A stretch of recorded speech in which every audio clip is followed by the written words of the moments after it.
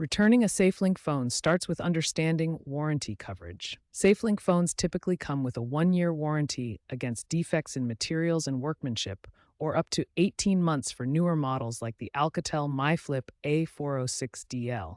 This coverage does not include accidental damage, water exposure, or unauthorized modifications. For eligibility, the phone must be activated on a SafeLink plan for at least 30 days.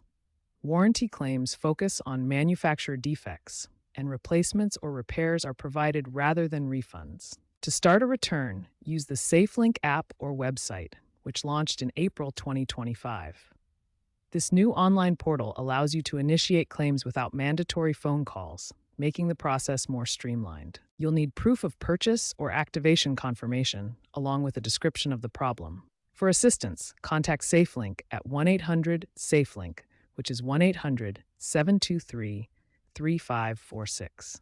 If your return is approved, SafeLink provides a prepaid shipping label. Pack the phone securely, ideally in its original packaging, including all accessories. Remove the SIM card and reset the phone to factory settings to protect your personal data. Returns are sent to TrackPhone's processing centers.